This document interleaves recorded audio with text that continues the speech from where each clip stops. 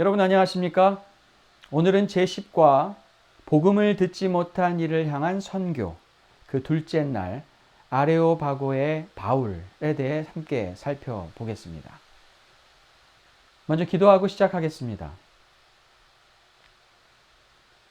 아버지 하나님, 오늘 이 시간 우리가 복음을 가진 자이며 이 복음을 나누고 증거해야 할 사람들이라는 것을 다시금 생각하게 하시니 감사합니다. 때를 얻든지 못 얻든지 상황과 환경이 어떠하든지 간에 우리 주님의 이야기를 나눌 수 있는 우리 모두가 되도록 도와주시옵소서.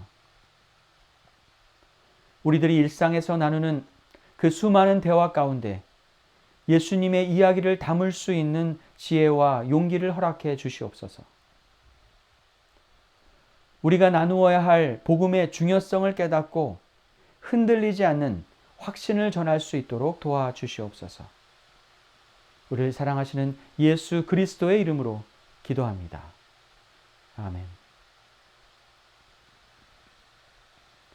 아테네 어디를 가든 복음을 전했던 바울은 아테네 광장과 거리에서 예수님과 그분의 부활에 대해 이야기를 나누었습니다. 말로 논쟁하는 일에 전문적이었던 당시 철학자들에게 바울은 매우 강한 인상을 심어주었습니다. 바울의 논리적인 말과 말을 전달할 때 보여준 뜨거운 열정, 그리고 그의 지적 능력으로 인해 아테네의 철학자들은 놀라지 않을 수 없었습니다. 하지만 바울의 거침없는 대답과 논리적인 말에 그들이 반박하기 어렵게 되자 바울을 말쟁이라고 부르며 조롱하기도 했습니다. 또한 그들은 바울이 말하고 있는 예수님과 그의 부활에 대해 들으며 그들이 숭배하고 있는 여러 이방신 중에 하나를 전하고 있는 것으로 생각했습니다. 결국 그들은 그들의 지적 호기심을 자극하는 바울의 말을 더 자세히 듣기 위해 아레오바고라는 곳으로 바울을 붙들어서 데리고 갔습니다. 아레오바고는 주로 종교와 교육, 도덕적 문제에 대해 재판을 하던 곳이었는데요.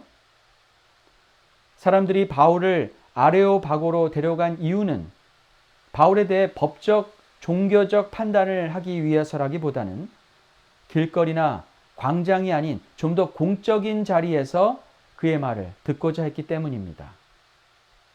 어찌되었든 바울은 그가 전하고자 하는 복음의 말씀을 더 정확하고 자세하게 전할 수 있는 기회를 얻었습니다.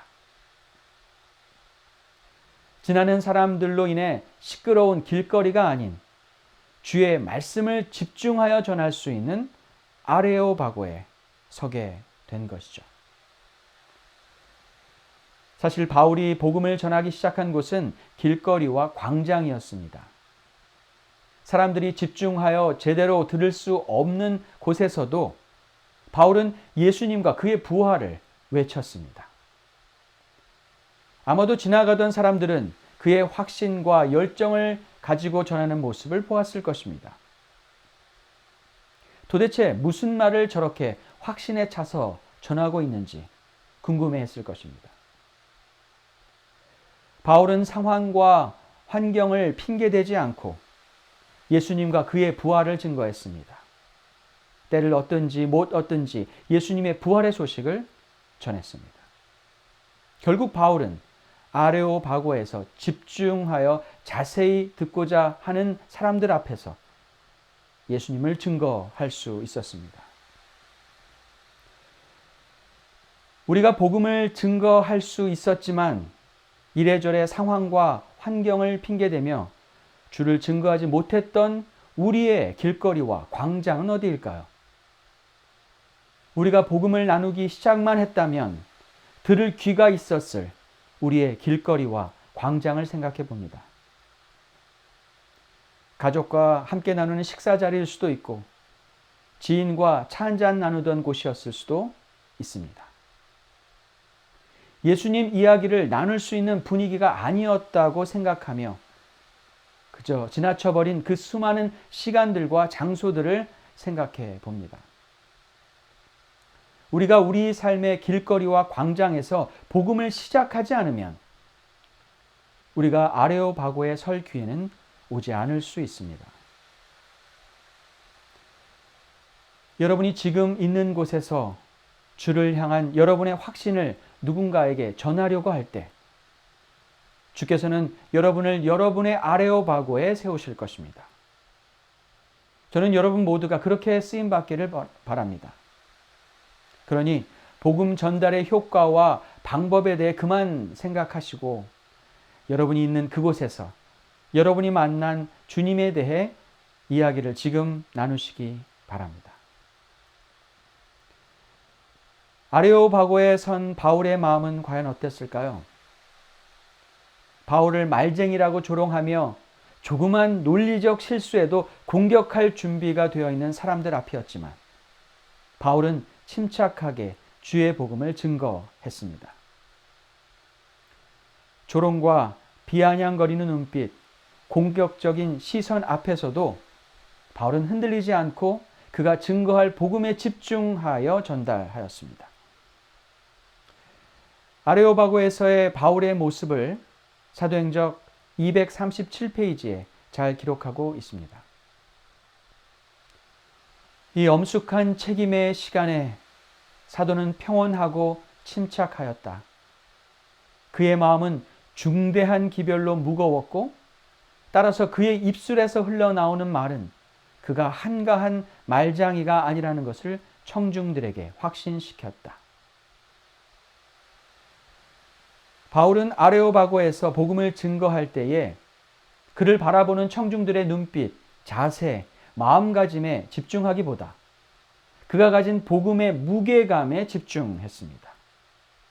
그가 전하고자 한 진리가 얼마나 중요한지, 그가 나누려고 하는 복음이 듣는 자들에게 정말 필요한 기별이라는 사실에 집중했을 때 흔들리지 않는 확신으로 복음을 증거할 수 있었습니다.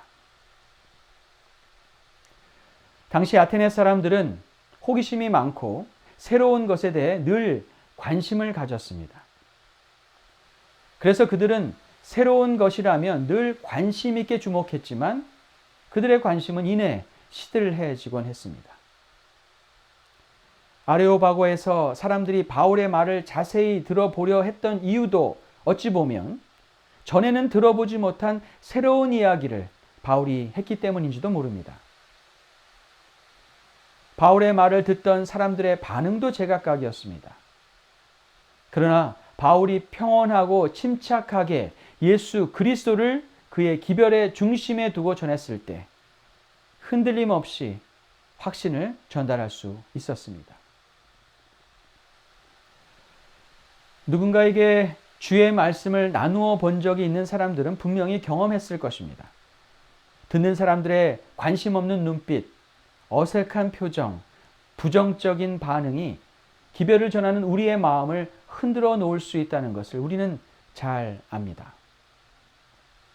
하지만 아레오바고의 바울처럼 듣는 사람들의 반응에 주목하기보다 복음의 중요성을 생각하고 그리스도를 중심에 두고 복음을 전하려 한다면 우리의 확신은 흔들림 없이 전달될 것입니다.